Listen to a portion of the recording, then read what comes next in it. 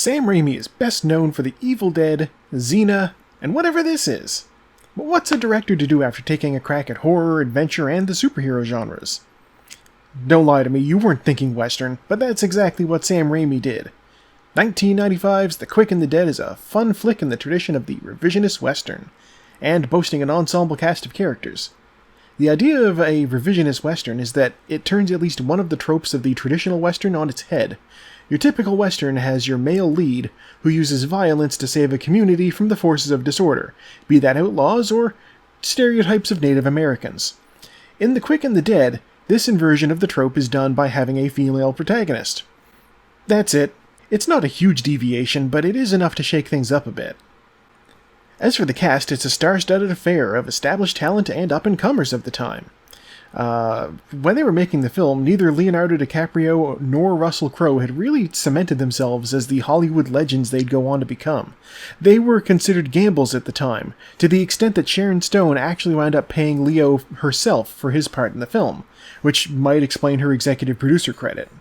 You've got Gene Hackman, Gary Sinise, Keith David, and Lance Henriksen to flesh out the rest of the noteworthy folks. I had no idea who Lance Henriksen was when I watched this, but the girlfriend sure did. She's a huge X-Files fan and owns all of Millennium on DVD. And Keith David, well, you may know him as the gravelly-voiced man behind Goliath from Gargoyles. Or as the guy who didn't want to put on the glasses. Put on the glasses!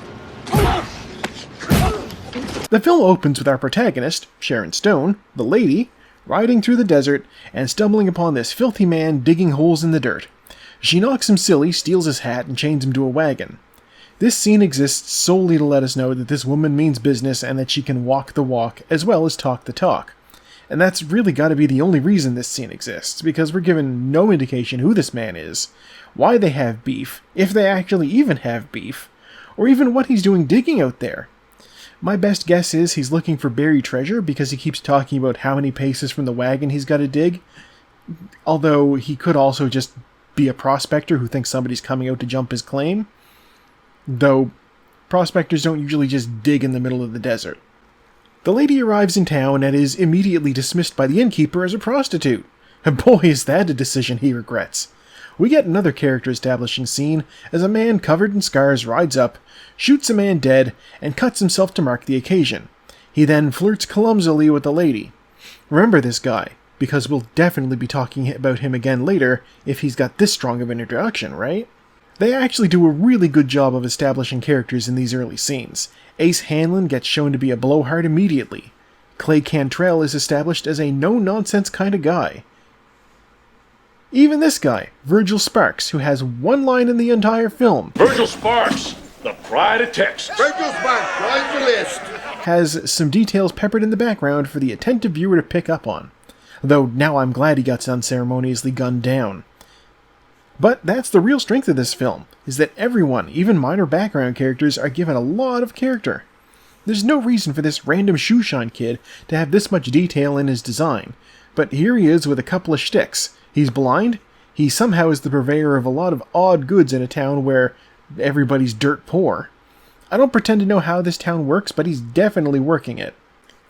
The premise of the film is that there's a quick draw tournament being held with a huge cash reward, most likely stolen. They made a comment about it being provided compliments of Wells Fargo. So, that screams of legitimacy and not a knocked-over stagecoach. Anyone can enter, and the prize is big enough that folks are coming from as far away as Sweden. Honestly, the Swede was probably already in the area. I can't imagine this thing's getting a lot of international press. There's a scene where they announce that the tournament is open, and it's clear that this is taking place on Dia de los Muertos, the Day of the Dead, as is evidenced by all the skeletons and sugar skulls, and the fact that Eugene over here is getting painted up. That's right, it's a November movie, very appropriate timing. Now one thing that is always a thing to keep an eye out for in a Sam Raimi film is creative scene transitions. Often enough he jumps from one scene to another with just run-of-the-mill jump cut. Sure, but there's a few places where he really makes use of some interesting devices. There's a scene where it cuts from inside the tavern to the street where Ace Hanlon is doing some card tricks and shootery. And the scene changes with a fanning of cards, just to punctuate what we're about to see. Just before that, we get scraping of chalk on the chalkboard.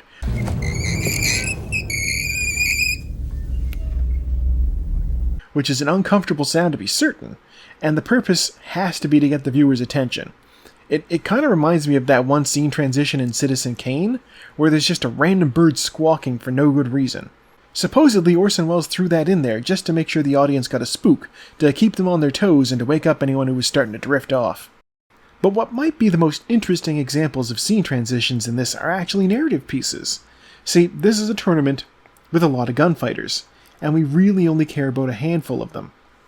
So they give us a sort of montage of fights and reactions and such a few times throughout the film to make sure we know other people are doing things. I mean, Virgil Sparks, the Pride of Texas, meets his deserved end in one of these transitions, as does Scars. Remember, Sally, when I promised? Because we'll definitely be talking about him again later. That's right, Major. You did. I lied.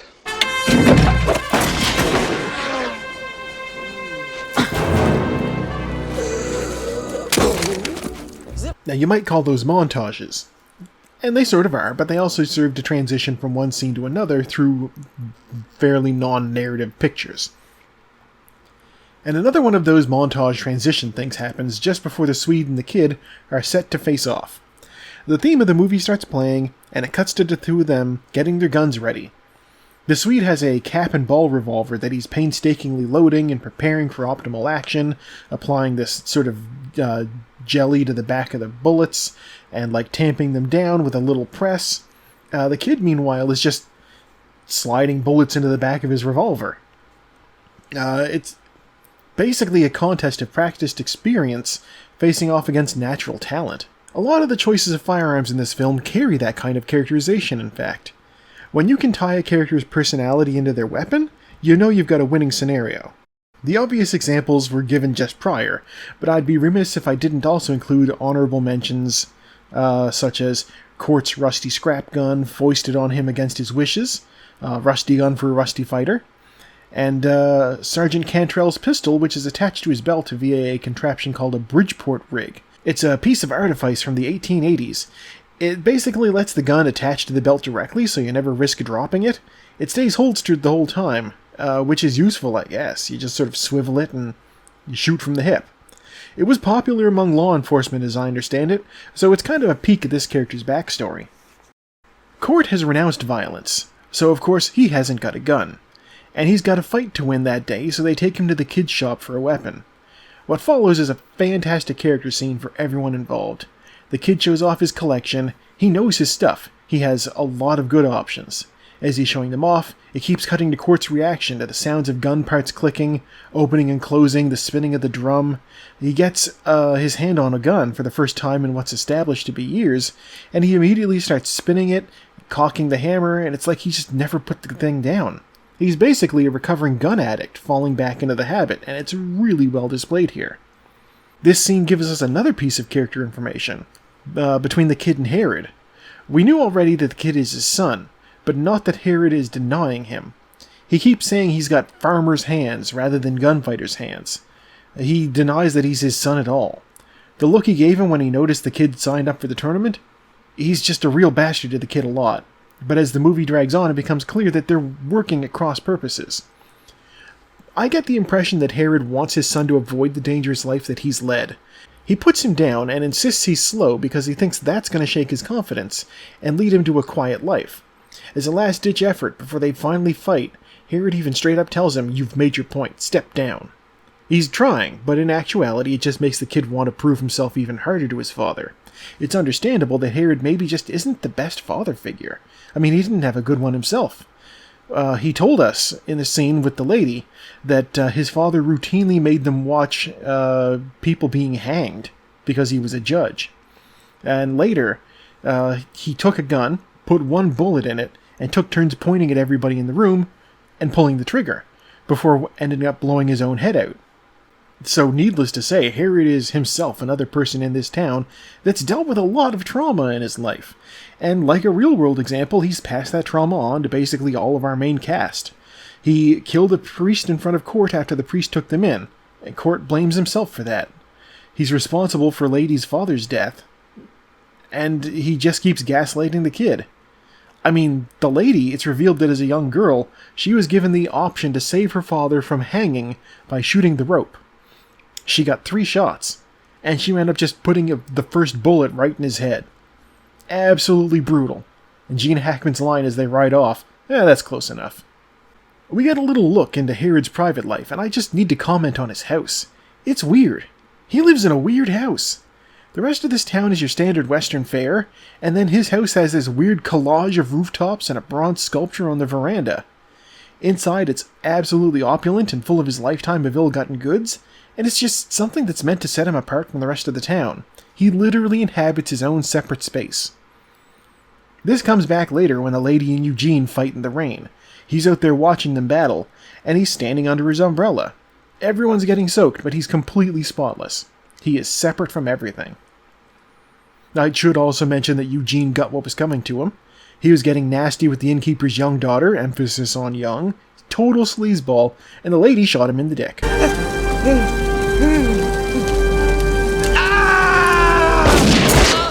Back to a fight that matters, though. Eventually we get the kid versus Herod. This is probably the most emotionally charged gunfight of the film, which is saying something because a lot of these have a lot of heart in them. But this is a family matter. Herod tells the kid he's made his point, time to step down. The kid wants nothing of that, though. He is shook for just a moment before he launches into a speech about how the gunfight is in the head, not in the hands. And given how nervous the kid was just before he put on his brave face there, it's no wonder he goes down. He basically prophesized it himself. He managed to graze Herod's neck, but he takes a gut shot himself. The doctor looks at him and just shakes his head, and the kid dies within minutes, crying on the street that he doesn't want to die. It's not exactly a realistic depiction of how long it takes a gut shot to kill you. I mean, we've all seen Reservoir Dogs. There have been a few fights that ended in a realistic way so far. But chest shots that don't land in the heart, that's not going to kill you right away. I can think of only 2 fighters that actually suffered lethal hits. But honestly, this is a Sam Raimi movie. We shouldn't be looking for realistic kills. Herod makes a last-ditch effort to say he gave the kid a way out, and he says it was never proven that he was his son. But at this point the damage is done. Herod has suffered an emotional wound as well as the neck wound. After the lady fights Court in the semifinals, and she goes down, the next day is Herod versus Court. It's the fight he wanted all along, and probably the only reason he actually started the tournament. Court is, as far as Herod's concerned, the only person in the tournament who can actually beat him. And so they're getting ready to face off. The clock's about to strike, and then it blows up, as do like half the buildings on the street, which seems a little excessive. There's no need to take out the saloon too. The lady reemerges from the flames, revealing that she'd faked her death using red ink. Court guns down Herod's snipers, and the lady gets her well-earned revenge for the death of her father, the town's sheriff, before Herod moved in. In the end, Herod dies face down in a pile of money after doing a sick flip. What a way to go. True to the Western theme, the hero rides off into the sunset, tossing her father's sheriff badge down with the implication that Court would be the new sheriff, and maybe find some redemption of his own. See what I did there? Because the name of the town, it's also Redemption, and because Court's been grappling with his past through the whole film, it's very clever. Very clever movie. Don't think I didn't catch that. This is a fun movie. It took me far too long to realize it was a Sam Raimi picture, though. It's got his trademark camera work and everything. If you like a fun character piece with some rootin' tootin' McShootin', I recommend giving it a try. I don't know if it's streaming anywhere, but you can rent it on YouTube for like $4. There was a deleted scene that was added back into the home release. Sharon Stone had them cut an awkward sex scene with Court and the lady, and she felt that detracted from the film. I have to say I kind of agree with that decision. I'm going to go ahead and give this film a 3.5 out of 5. So yeah, that about covers it for The Quick and the Dead. Thank you for tuning in. I have once again been your host, Joe, and I will see you next time.